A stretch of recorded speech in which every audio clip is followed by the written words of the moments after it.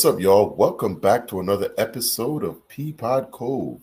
I was going to say .com, but that would make no sense, would it?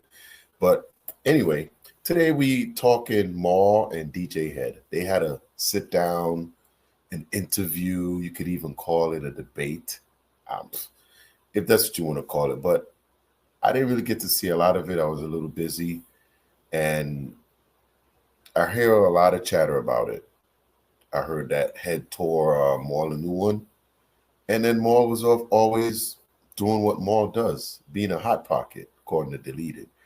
But anyway, I got a video here today from Marcus at Work Media, and he's gonna snip it up for us, cut it down, get us to the juicy scenes. You know, I saw a few clips, but I figured we should talk about it. Now, the Kendrick Lamar concert is going on right now, Kendrick and SZA. And it seemed like it's been hitting every city and it's been selling out. If you went to the tour, went to the show, let me know down in the comments what it was like. If you go into a future show, let me know. Me, 12th, Foxborough. I'll be in Foxborough on the 12th. I got mine.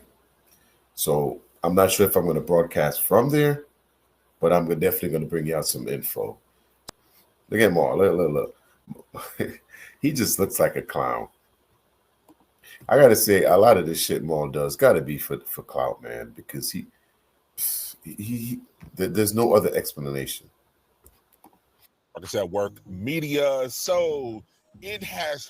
That's pretty neat. He went PG Lang, LA, the OVO Owl. That's the guy like that backdrop. Happened the debate between DJ Hed and OVO Maul. Whereas people would probably perceive you to be a habitual line stepper. Whereas like you consistently and egregiously encroach on this line that people have set forth as that's their comfort zone for the things that you say. Exactly. Right? This person has a history of egregiously encroaching on lines that you probably know are off limits to certain individuals, especially certain people of certain ilk. Right? Now, I looked at some of the... And he got to be talking about the women, or he did it with Pusher, he did it with Kate Out, of course, talking about the spouse and the family. Comments when I posted the video when they was first talking about this, and a lot of the comments was like, hey, it's a little too late for this debate. It's not really going to be that good. I mean, Kendrick won, so it can't be about him winning or who won or lost. Well, after going through 2 hours of this podcast, I've selected some of the highlights that I feel are the best. Okay, and just appreciate a disclaimer, it's actually pretty good. So instead of boring you with 2 hours of all that nonsense, let's extract some of the highlights. And you know what? Me personally, sometime watching Maul for that long, it's kind of like Acadiddy. After a while, you just get tired of them. There's too much empty space there. Highlights. This is part one because there's a lot to get through. Do you think Kendrick had been plotting this like that verse, or at least this battle, for years? Because that was always the rumor, even from people on his side, that this was something that he had been plotting. Hold up, you got him all dressed up in a suit. They supposed to be the mediators. Oh, so cute. Plotting for quite some time. Then Drake ironically said he was going to stop making music for a little while, and then we get to like that verse. No. What? Pure coincidence. No, it's not coincidence. It's just the verbiage. Like the verbiage you used was plotting. Plotting is a verb, meaning that there was action being taken. I don't think that he was plotting. I think that you're ready. Like, I'm a registered firearm owner in the state of California. I'm not plotting on anyone, but I'm ready for whatever. I think. Man, that is a perfect line right there. You're ready. And what that tells you is he writes his own thing. He's always ready. But when somebody need help to cook something up, they ain't always ready. It's got to be the right time, right place. I think that's why Drake was egging this thing on, because he had his writers deal with him. Y'all gonna hang out with me for a few days. And K-Dot probably was like, the writers only on this for 2 weeks. After that, he's going on vacation. And that's when he dropped Euphoria, when he knew all these cats took off and went on vacation. But like he said, always ready.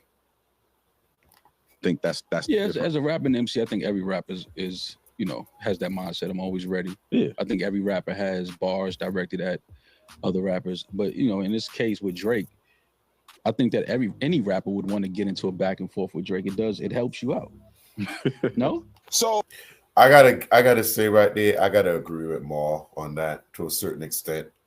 You're talking about Kendrick Lamar. Him and Drake came up together. It's not like Kendrick is some kid off the street. But if I was to come in the rap game and Kendrick decided to go at me, then yeah, that would be great for me. That would be awesome. So I think Maul just need to realize who he's talking about. But when he says any rapper, he's not talking about Kendrick because he can't be, because Drake and Kendrick's is on the same level. Oh, the question came up, did it feel like at some point that Kendrick was plotting the Like That verse to attack Drake to start this whole campaign against Drake? Now, I don't mean to stop again, but to answer Deleted's question, what he just said there, that verse was directed at both Cole and Drake. It wasn't at one person, it was at both of them. And I'm not sure, but you know how Maul and Akadidi always try to spin the narrative to something else. But it was directed at both. Is it Kendrick already prepared to do this? And this is the opportunity, or did things just happen to progress that way? How much of it was intentional and how much was premeditated? So you think he was plotting, Maul? Because you said what pretty loud. No. Well, I see what Hed is saying, plotting. I don't know if that's the word, but planning, I think is a better word. Preparing is a better word. But why not? I think every artist is. We talking about the. So I want to ask a real question. Why didn't Drake prepare? He didn't prepare. He came out just swinging. He didn't even see if he had enough water in his corner. He just started swinging that shit, just throwing haymakers, hoping something land, because that's why you lost, man. You tired yourself out. Writers left early, went on vacation. One of the biggest artists in the world, and if I have the opportunity to have a moment with him going back and forth, making music and displaying my skill set, why would I not want to do that? Maul, do you think because Kendrick, The Weeknd, Metro, Future, and Ross all teamed up around the exact same time, that there was not a plan or a plot to go against Drake all at the exact same time? I think that's one of those, when people get the opportunity to show you how they really felt, they're just waiting for the first person to go. And then other people start expressing their true feelings and emotions. I think that's what that was. I think everybody secretly had some, for the last, 15, 16 years, Drake has been on top, dominating music. You know what's crazy about when you hear Maul and Akadidi talk? Is that they talk like Drake is such an innocent kid. Like he's just so peaceful and nice. And they just always messing with him. Like, what is going on? Aubrey starts all this shit and then run inside the house. Mama, he hit me. Like, what are we talking about? What are we talking about? Like all these people that's going at Drake right now is people he screwed over some way. Even Wayne don't mess with him, and that was his boss. And he made Wayne a lot of money. Look, what's the name just came out and said between Nicki and Drake, and I think Wayne might have been in it too, but mostly Nicki and Drake, they made $2 billion cash money. $2 billion. They held the label down. Music. I think other artists see that, and I don't know if jealousy is the word to use, but I think other artists feel some type of way, and then they hear bars and they're like, man, I think I could go at him. I think I could get him on a verse. Now, of course, Maul, just like Drake, victim mentality. He feels like, hey, it was intentional. Kendrick already had this set up, and here is the opportunity, and he ran with it. DJ Hed, like, hey, bro, he wasn't plotting. I don't really agree with the plotting terminology. However, he was ready for anything. So although he wasn't plotting. This is one of those questions we got to really answer this question for me. When Do you think when Kendrick put out the Like That verse, do you think he already had Meet the Grams if not written, at least pre-written? You know, did you think he had Euphoria partially cooked up? Or do you think all this just came out of thin air after 7-minute drill and push-ups? And let me know down in the comments how you feel about that. To intentionally do this, but where we from on the West, it's always best to be prepared just in case. And Dot was ready, prepared in case, and Drake stuck his neck out there and he chopped that jaw. All these guys. And that was one of the things. Drake did not have to respond, but both of them did. J. Cole did. Remember, J. Cole took his shit down. But it was at both of them. They're the ones that called themselves the Big Three. He was like, nah, it's just Big Me, bro. F y'all. I don't want to be on no shooter song with y'all. I have songs with him. So there's a relationship, but I think it starts, like Hed said, I think it's a competitive thing first. I think after a while, you know, it goes into a little bit of a get serious, more personal thing. Like, you know, when a lot of guys, it gets serious because your boy decides to call people spouses out. You know, it wasn't until the other day I was listening to some of this old stuff back, and I just realized how much he was talking about Whitney in these songs. Drake was, you know, and he gave her like almost a whole verse in goddamn Family Matters. It's like, God. As you know, numbers aren't doing as well if they don't have a song with him, or you know, he doesn't send verses back as fast as he used to, or he's not sending records like he once was. I think that starts to turn into like, damn, he don't fuck with me, or you know, like, is it an issue? You know, change of a number or something like that. You know how those things happen, and then it turns into, all right, well, fuck him. Hed, would you agree? No. You have the floor? Elaborate, yeah. So I don't think there's I don't think it's like a grandiose conspiracy. I don't think that people was plotting and waiting, or I don't even think that it was a jealousy thing, or even that had anything to do with his music. I think if you're a shitty person to people, regardless of what I do for you, I can't just be like a shitty person to you on top of that and just be like, all right, everything's good, man. Mm-hmm. So I don't mean to stop you in the middle of the head there, but that's one thing I've always said. He's a horrible person. Treat people so bad, people gonna eventually turn on you. And once they find a time and especially if they team up, it's more gratifying to them. And these are things that these people are not understanding. Like, how does the whole industry turn on you? It's not just one person, everyone. And that's just tell me how bad of a person you are, because you've been dominating for 15 years. You've been on top, getting your way, making money. And instead of use it for good, everybody hates you. It's not about money because Taylor's rich and everybody love her. So it ain't about money. You can't say, oh, they hate me because I got this.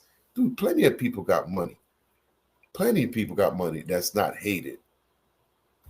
But I'm sorry, I didn't mean to go off tangent there, but sometimes they make me triggered.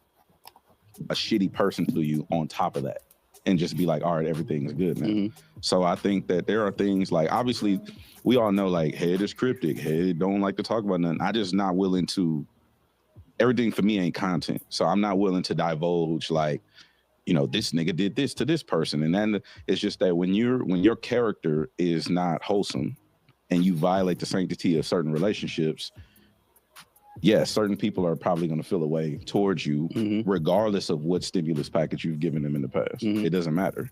Maul feeling like that's true. It was a conspiracy of all of these people lined up against the boy.